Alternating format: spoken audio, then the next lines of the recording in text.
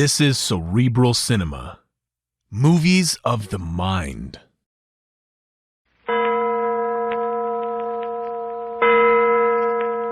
Adventures by Morse. Carlton E. Morse presents The Cobra King Strikes Back, featuring Captain Friday. If you like high adventure, come with me. If you like the stealth of intrigue, come with me. If you like blood and thunder, come with me.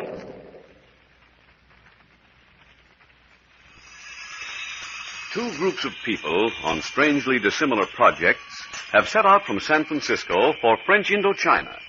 By chance, they took passage on the same steamship. One party was headed by Dr. Howard Carter, archaeologist, scientist, explorer. Let him tell about his party. It is my object on this expedition to drive deep into Cambodia and the north-central part of French Indochina in search of a lost city, a sister city of the famous Angkor. In my party, I have Professor Lebrun, medical advisor, my assistant archaeologist, Perry Mills, and my daughter Celia, who is acting as my secretary and historian for the trip. Oh, yes, likewise with us is a young Khmer student, Tak Kwan. Strangely, on the steamship, we met an old friend, Captain Bart Friday. But let Captain Friday speak for himself. Yes, my right-hand man, Skip Turner, my secretary, Patricia Young, and I are doing a bit of a job for the French government for a change. We're transferring an international prisoner, a citizen of French Indochina, from Hawaii back to Saigon, French capital of Cochin China. By coincidence, the prisoner, Fen Lo, is of the same race as Tak Kwan, the student in Dr. Carter's party. Yes, Captain Friday was returning the prisoner, but one night at sea, Fen Lo escaped. In the search that followed, Celia's terrified voice was heard. The searching party found her safe, but with a strange, horrifying story. Last night, the steamship landed its passengers. Dr. Carter's party is staying at the Hotel des Douanes. And now, on this hot bake-oven morning, the members are seated at an outdoor sidewalk table under the arches that mark the hotel's entrance. My, Celia. What a complexion. I was never so pink in my life, Professor Lebrun. Oh, it's quite apparent that some young man has been whispering in your ear. Don't be absurd. It's the heat. Drink your cool mixture there and you'll feel better. Oh, and then I'll perspire, Father. Perspiration, my dear, is all that saves white people out in this country. Daquan, I actually hate you. You look so cool and comfortable. You do not need to envy anyone, Miss Celia. There you are, Celia. Daquan always says the nicest things, and I actually think he means them. Where's Perry, Father? Well, I sent him over to the Hotel du Commandant de la Marine, where Captain Friday and his party are staying. You bring them here? Yes, Tak Kwan. I want to get this business of Fen Lo's disappearance settled, so that we can start north into the interior of Cambodia at once. But I know nothing, Doctor. You mean about the disappearance of Captain Friday's Cambodian prisoner? Yes. He's thoroughly convinced that Tak Kwan holds the key to the mystery. If he so desires, he can hold up our expedition until the matter is solved. Oh, I doubt whether he'd do that. Well, I want the thing thrashed out. I want Tak Kwan to leave Saigon with a clean slate. Otherwise, we're liable to meet trouble everywhere. We'll have enough difficulties without that. Oh, listen. What's that, Tak Kwan? The high priests are passing through with their pony train. Pony train? Yes. Small Cochin China ponies on which they carry their supplies for the monasteries. Oh, but the bells. The bells are fastened to the ponies' necks. Oh, look, here they come. They will pass this way. Oh, Dad, look at the little shaggy ponies. They carry packs large enough for camels. Here they come.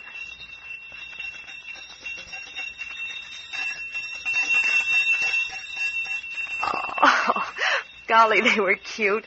And the monks in their black habits and their faces covered, like something out of 1,001 Nights. They move right along in the heat of the day. Yes, the only thing in the whole country showing any animation.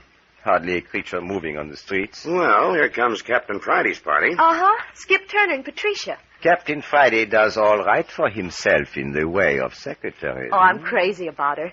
On the later part of the voyage over, I noticed Perry Mills seemed to feel the same way. Oh? Why shouldn't he? You and Patricia seem to have grown very fond of each other. Oh, yes. I wish you were going into the interior with us. So you found the energy to walk out in this sizzling heat, Patricia.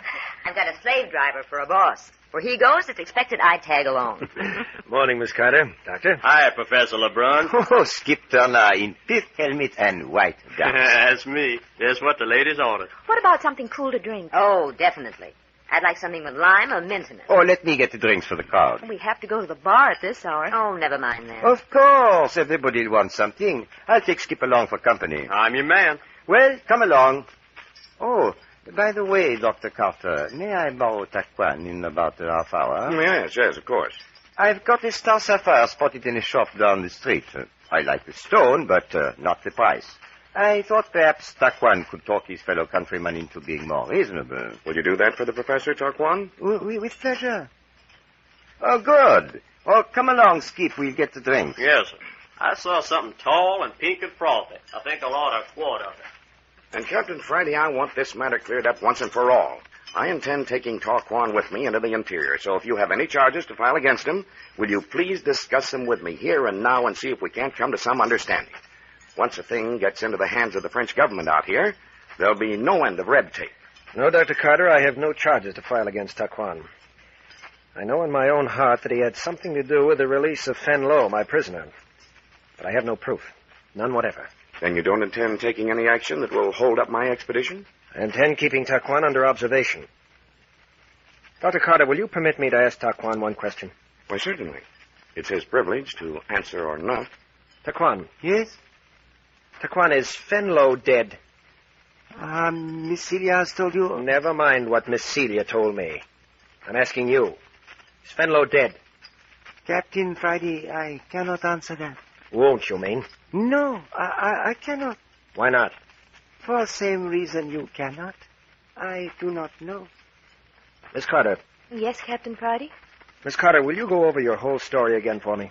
You mean the night your prisoner escaped on the ship? Yes, please.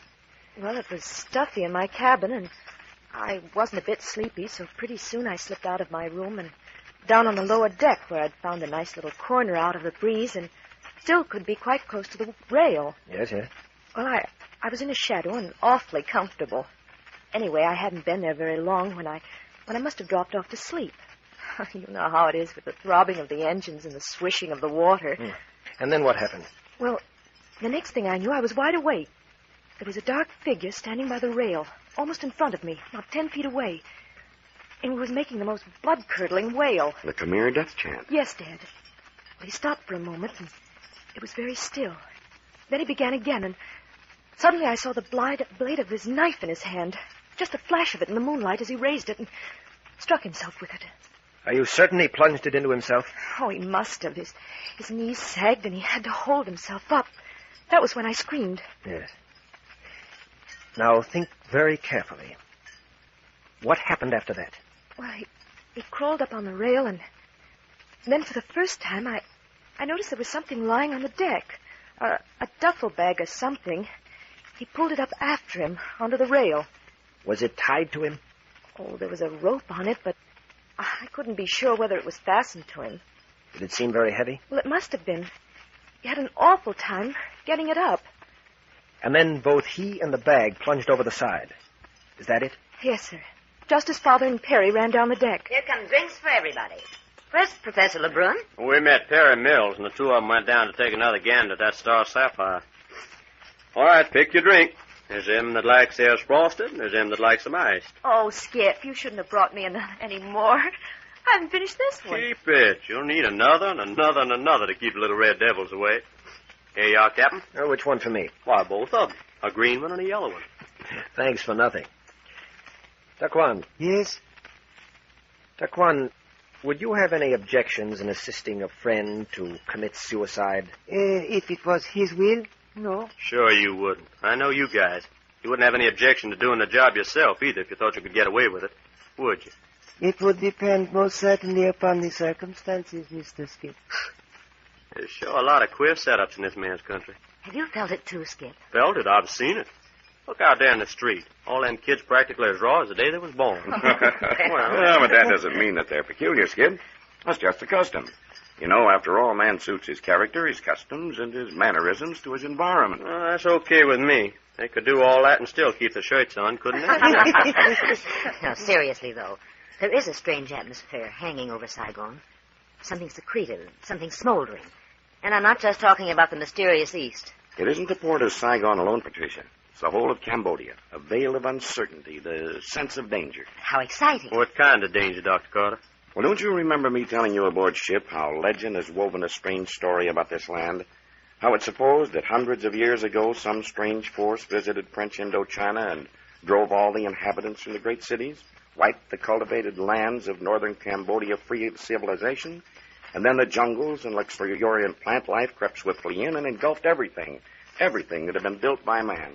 And you mean to say that strange, same force still hangs over this part of the world? When you say something, do you mean the supernatural, Father? It's hard for an Occidental to say, Celia. There are strange, Easty forces at work here, beyond our grasp or understanding. Well, mostly imagination, isn't it, Doctor? Wouldn't it be glorious to go to Dr. Carter's party? Couldn't we go? Hey, couldn't you arrange it, boss? We are going. What? Hey, are you kidding, Captain? We're going with Dr. Carter. If doubling the size of his party won't be too much inconvenience. But Captain Friday, why on earth do you want to go into the interior of Cambodia? Yeah, what's the idea, Chief? If I want to scramble through the brush, I'd rather go back to San Francisco and climb Mount Tamalpais. It's safer. Shame on you, Skip. I thought you were a fire eater. Sword swallowing's my specialty. No, Carter, I'm serious. Well, Captain, this is most astonishing. Taquan, what's wrong? No. What's the matter? No, they must not go. Wait, what do you mean? I take you. I guide you many strange places. These others, they must not go. Don't want me along, huh? Well, it's just too bad, Taquan, because I'm going. It is for your own good, I warn you. Now. Yeah? You mean we're sticking our necks out if we go? I cannot be responsible. Hey, Captain, I think I would like to go along on this trip. Sounds interesting. It's all settled. Dr. Carter, I'll stand our share of the expedition expenses. I'll guarantee that there'll be no interference with your scientific work. Why, under those conditions, I'd be delighted to have you. Patricia, did you hear that? You're going along. It's wonderful. Captain Friday, I'm your secretary for life. Great. Taquan, where are you going? I am to meet Professor Lebrun and Mr. Perry. But why right at this moment? Oh, they have gone to jewelry shop. If it is better, I should be present. You please excuse my departure? Is it all right, Captain Friday? Yes, let him go. Very well. We'll expect you back for lunch. Yes, one always return at feeding hour. You notice the way that bird looks at you? I think he has interesting eyes. Yeah, the eyes of a fanatic. Taquan would as soon slit your throat as look at you.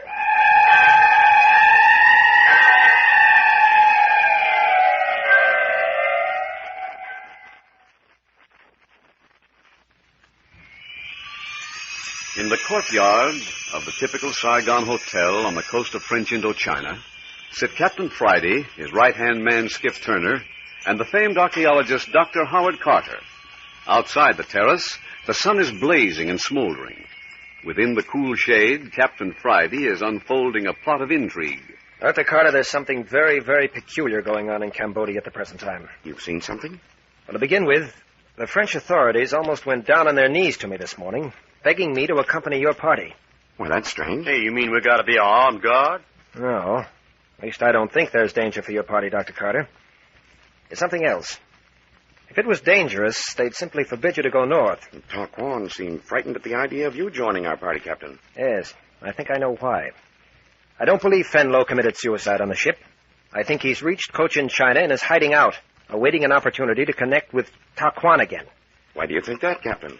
Well, if Fenlo is alive and a friend of Taquan, it would explain why Taquan wouldn't want me on the trip. Oh, sure. He knows we'd nab him and turn him into the French government. Oh, here come the gals. Oh, this is much more fun. And besides that, we'll have to get some clothes suitable for the trip. Hey, don't you ever talk about nothing but clothes. Well, I've already got mine, Patricia. Dad gave me a whole list of things before we left San Francisco. Would you girls sit down? No, thank you, Dr. Carter. I'm going to look over Celia's outfits for the trip. We'll need a lot of things to go into the interior. You hear that, Captain? Yes, I was afraid of that. Father, I'm going to stay with Patricia at her hotel tonight. There's so many details to discuss. Do you mind? Not at all, my dear. I hope the budget will provide proper traveling equipment, boss. I think we'll manage. I see where this trip's going to cost you money, Captain. Goodbye. We'll see you later. Bye, folks. This is Patricia's first big adventure. Well, here now, Dr. Carter. You and Skip draw your chairs up. I want to talk to you. Mm-hmm. Just as I thought. Just as you thought about what? I knew you had something up your sleeve all along. Well, I have. You'd better keep it up yours, too. Dr. Carter, how important is the seven-headed cobra in the lives of the people of Cambodia? What? Why, it's the most sacred emblem in existence. It represents the Supreme Being himself to these people. Did you ever hear of the emerald seven-headed cobra coiled on a base of pure gold? The sacred cobra of Top Prom. What if it were stolen from the country? Stolen? Why, what are you talking about, man? The Top Prom cobra has been lost for centuries. Its existence is entirely legendary. But supposing its existence were known to be fact, that its whereabouts were surmised, what would that mean? Is that the truth? Are you talking facts? Now, wait a moment. Answer my question. The recovery of the Top Prom cobra would mark a new era in the history of Cambodia. It would mean that everyone with a drop of Khmer blood in his veins would migrate back to the north. It would mean the rebuilding of the Khmer Empire. And why would it mean that? Yeah, how come it's so doggone important? The people have been waiting for this sign ever since the downfall of the empire. The seven-headed emerald cobra vanished just before the kingdom fell. At that time, one of the great priests prophesied the end of the empire and added that the Khmer people would be as scattered sands over the earth until the cobra reappeared. So the return of the Cobra King would be the fulfillment of an ancient prophecy. Well, come, what is it all about? Answer me, Captain. I tell you, if there's any truth in your words, we are about to witness one of the strangest transformations in a country that has ever taken place. Is it true? The French authorities are fearfully wrought up. I'm afraid it's true. Afraid? Afraid? Why, man, I'd give my life to see this thing happen.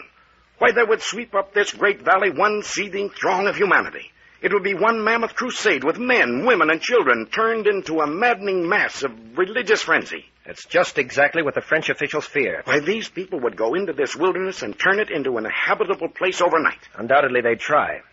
But think of the hundreds and thousands of these people, stirred by religious fervor, who would die miserably in that wilderness. Oh, there'll be no holding them once the news of the cobra spread about. Yeah, the French officials know that, too. Tell me, Doctor, what would happen if the cobra was stolen? There would be such an uprising as this world has never witnessed before. It'd make the Boxer Rebellion seem insignificant. Every foreigner in Cochin China would be cut down without mercy. Hey, is this diamond snake, or whatever you call it, worth anything? I mean in good round American dollars. I know an institution in London that would pay $5 million for it. Hey, Captain, did you say you know where this gold snake is? I did not, but Taquan knows. What? Taquan knows if anybody does. Good gosh, and here we've let him slip out of our hands. Well, how do you figure that, Skip? He just walked down the street to a jewelry shop to meet Professor LeBrun in Perry Mill. Yeah, but ain't he liable to make a duck for the high timber? I have implicit faith in Taquan. He won't run. He's known about it for a number of years. He was just waiting for the right time to reveal his secret. But why is the present the time to strike? Both he and Fenlo are prepared. They're well-educated. They're capable leaders. They've been groomed for this role of prophets with tremendous care by the old men, the Khmer high priests. Hey, you're just full of information. Where'd you dig it up? From the French intelligence service here in Saigon. They've been watching the natives for years. Still, I don't understand, Captain. Why do they want you to go into the North Country? Why don't they send one of their own spies who knows the country and the people? Every available man they have is known to the Khmer's priests. Hey, careful, Captain. There's a pop-eyed Hindu rug peddler standing behind you. Be on your way. Look at him skitter. Skip, I think your Hindu was a Cambodian. Yeah, well, I'll bet he carries a knife a foot long under those rugs, whatever he is. Go on with your story, Captain. Well, as I say, Taquan's coming and the mysterious disappearance of Fen Lo have thrown the authorities into a panic. Came too unexpectedly. They're not prepared. And so they want to make you the goat. I jumped at the opportunity. Yeah, but what are we going to do after we get up there? Huh? Keep our eyes open, keep our ears open, see what we can see, hear what we can hear. Is that all, Captain Friday?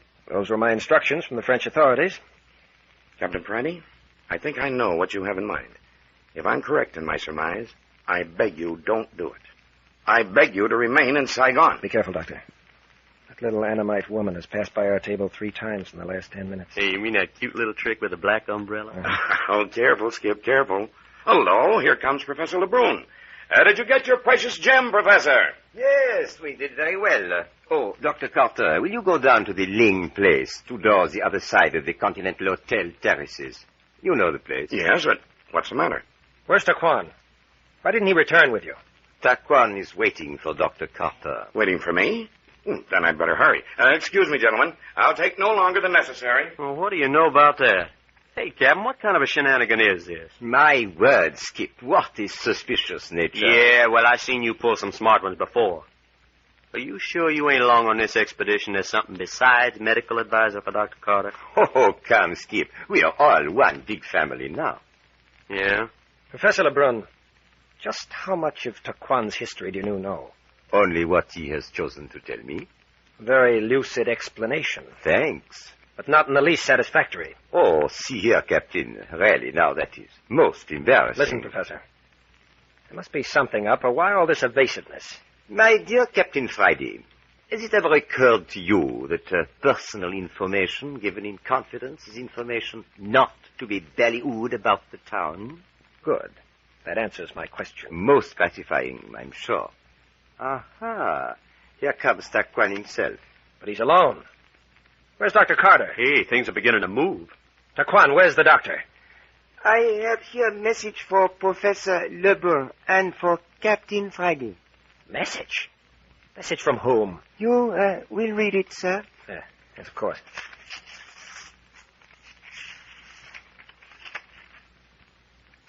Taquan, what does this mean?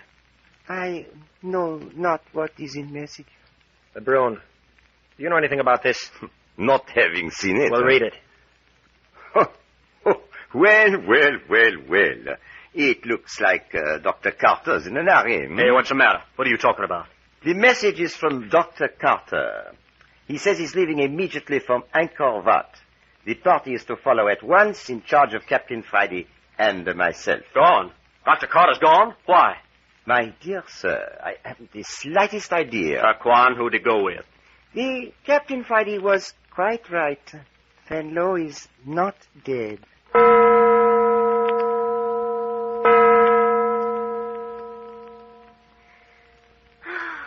Oh, dear. Are you awake, Patricia? Isn't it the limit? I'm so excited I can't even close my eyes. You sleepy? Not very. It's a shame. Me rolling and tossing and sighing after bringing you over to my hotel. Bed's nice, though, isn't it? I didn't suppose they had beds like this out in this part of the world. Wasn't it the most curious thing, the way your father just up and left us? I hope Dad's all right. It'd be terrible to have anything happen to him. That Taquan gives me a creepy feeling. I hope Captain Friday and the professor get on together. They're to be joint leaders of the party until we get to Angkor Wat. Just think of it. Angkor. A place you read about in books. I never dreamed of actually seeing it. Cambodia. The realm of the Cobra King. And tomorrow we leave Saigon. Tomorrow. I'm certainly glad we did our shopping this afternoon. Uh-huh. Must be beautiful to the north. Your father was telling us. Red and purple flowers, poinsettias, rhododendrons, orange and yellow lilies, cane and coconut and bananas and bamboo, and rice and cactus and creepers. Can you imagine a country like that?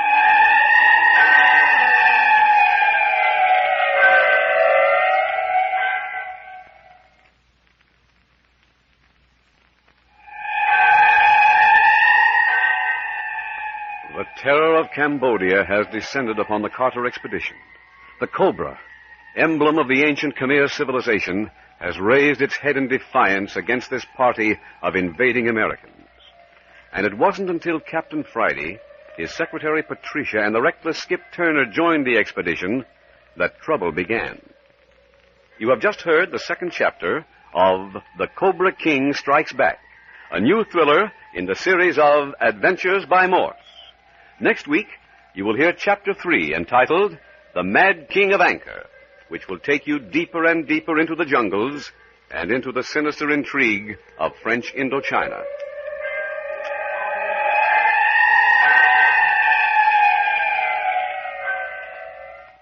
Cerebral Cinema hopes you have enjoyed this movie of the mind.